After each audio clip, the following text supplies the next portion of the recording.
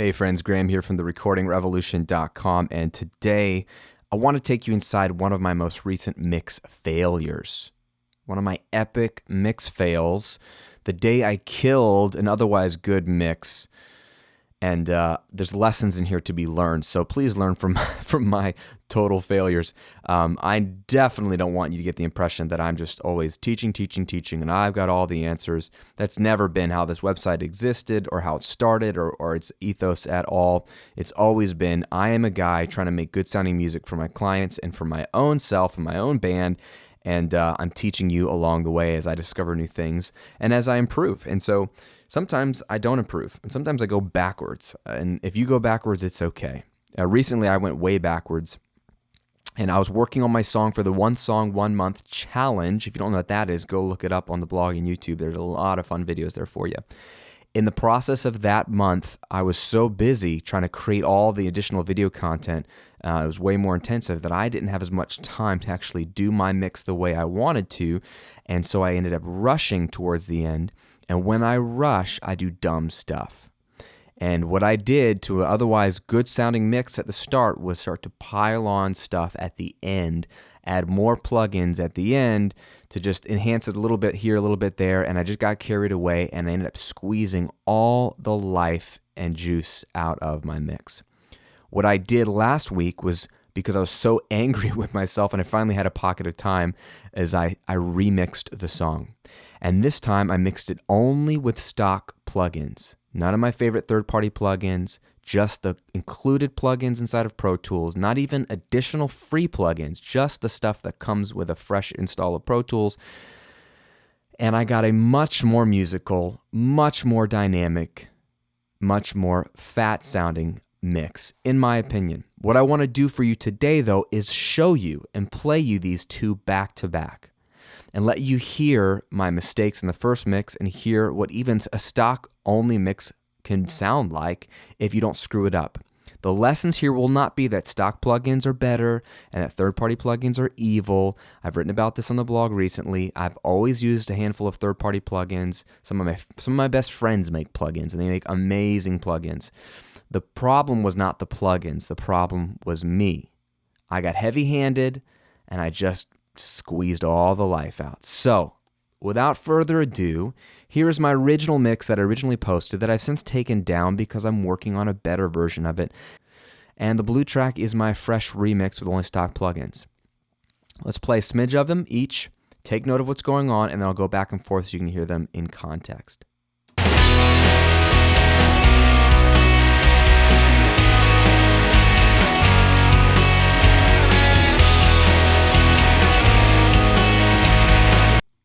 Okay, super exciting, super crunchy, super in your face. Some of that is a good thing. What I don't like is how crunchy and just everything is. It's just like too in your face in a real flat kind of way. Here's the remix, same part.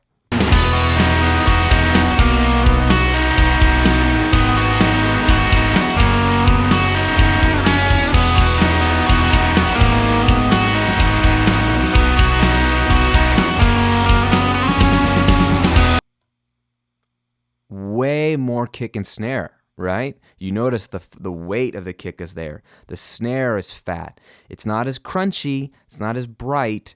The guitars on the edges aren't nearly as in your face. And that's a little bit of a downer when you compare it to the really hyped version 1 mix, but way more musical. It feels a little bit more open. I can actually hear the lead guitar riff that's picking up the middle, and I just love the drum sound better. Okay? So what I'm going to do is press play and just flip back and forth between the red track, which is the killed mix, as I'm calling it, and the blue track, which is my fresh stock-only plugin remix. And just notice the differences in a couple of areas, in the tonal quality, in the aggression, in the dynamics, kick and snare. Do they have a lot of weight, especially when all the tracks are together in like the chorus? And just take note of what you hear. And then we'll discuss again at the very end, and I'll give you some tips on how to avoid the horrible job I did.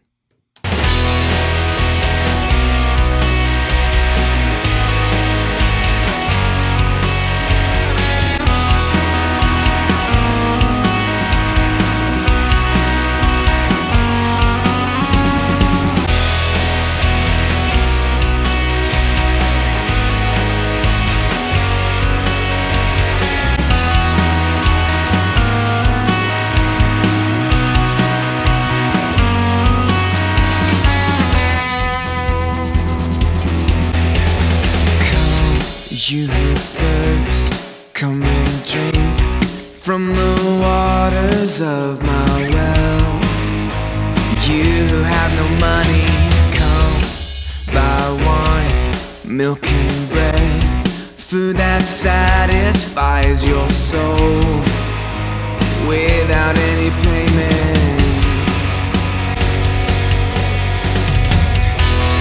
God, I believe you satisfy your children. My hands are open, and God, I believe you promise a full provision. My hands are open. Come, you who work, come and place your heavy burdens on my back. Night and day, right? Night and day. And I will say that there are moments where I actually like the Killed mix a little bit better. There are moments where I think I do like the way I mixed it the first time. But those moments are very, very slim, and they're few and far between in my mind. So again, the reason why my mix sounds the way it does in the first version, the red one, is it actually sounded closer probably to this remix version initially. Then I destroyed it by adding more compression, more saturation, more limiting. It was heavy-handed at the very end, more hyped stuff. I just kept piling it on at the end, and I just pushed it a little over the edge. And that happens when A, I'm rushed, and B, you get used to what you're hearing. So if you like boost an EQ for a little bit, and you're like, oh, it sounds brighter. But then you get used to that tone, and then you're like, oh, it's not as bright as I thought. So you keep boosting a little bit. That sounds better. Our ears just adapt to whatever we hear, and that's what happened to the end of my first mix. I kept adapting to what I was doing to it, that it wasn't exciting enough for me. I kept adding more and adding more and adding more. And that's the opposite of what I want to do. It's the opposite of what I teach. And in a moment of weakness and in a rush, I just push, and then shipped it out the door.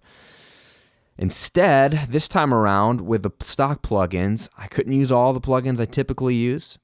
I had a limited set of tools, and the magical thing that happened is I had to focus on EQ curves, attack and release times, volume and pan, because I couldn't focus on which plugin do I want to use. You see how that happens, that mental shift? And what I ended up doing was having way fewer plugins involved on this remix, way less heavy-handed on the limiting, and way less heavy-handed on the compression. It's just a lot more musical. I lose some of the energy. And this remix isn't completely done, but I mean, it's already sounding better to me. Already sounding more musical. So the lesson for you, my friend, is you need perspective. When you think you're done with a mix, make sure you take a moment to step away. That could be an hour, it could be a day. Make sure you bring in reference tracks and pull them down to low, comfortable volumes and really compare them when you're not cranking your speakers and hyping things, and just see, does your mix really compete, or is it really that far behind the reference? Because a lot of times I think it is, and it's really not that far behind. And focus on the dynamics and the musicality, and don't sacrifice those for hype. And that's kind of what I did. I made a trade-off. I traded off the dynamic range and the impact and punch of the drums, which I usually love. I traded that for like the hype on the crispiness on the guitars. And it wasn't a good trade. So the whole point of this video was just to bring you into, again, my failure a little bit, and encourage you that, man, you can even do a better job with only stock plugins. Again, was it because I use stock plugins that this mix sounds better? No. Was it because the third-party plugins were the problem? I should never have used them? No. The plugins weren't the problem. I am my own problem. I am the reason my mixes can sound good, and I am the reason my mixes can sound bad. No piece of gear can take that authority in your musical life. So don't blame your gear. Like, I'm not blaming the gear. It was my own fault. And don't make excuses either. You can do this if you get good. So hope this is encouraging for you. I would love to ask you a question. Which versions of the mix did you like? Actually, which version did you prefer? Did you prefer the remix, the blue one, the one I did with stock plugins, like I preferred? Or did you actually still prefer the Killed mix, the really hyped one in the red that I played first? Let me know below this video. I would love to hear your comments. I don't want to assume that you like the same version that I like, because again, this is a very subjective thing. But let me know which version you liked and why. And if you did like the remix like I did, tell me why. What was it that you heard about that was better? And also, just let me know if you can identify with the struggle. If you've ever made a same mistake, it's okay to admit it here. And if not, hopefully none of you are making this mistake, and I'm the only one, the only fool in the room, and that's okay. Then my failure can be your success, and that's why this website exists, is to help you and empower you and get you moving so you can go make music, have more fun. Thanks for being a part of the Recording Revolution. Subscribe to the videos if you like them. More importantly than that, join the mailing list. That is where my best students are getting my most exclusive free training. I'll send you a free video series called The Smart Start to Mixing, as well as my ebook, The Number One Rule of Home Recording, which has been downloaded thousands and thousands of times. It's insanely helpful, super easy read. And I send you exclusive bonus content every single week to your inbox, absolutely free. So join that. Just click the link here in the video and below the video. And that way we can stay in touch and I can get you my best material so you can get better sounding tracks and mixes and get on your way. Other than that, my friend, have a great week and a great weekend. I'll see you on another video very soon. Take care.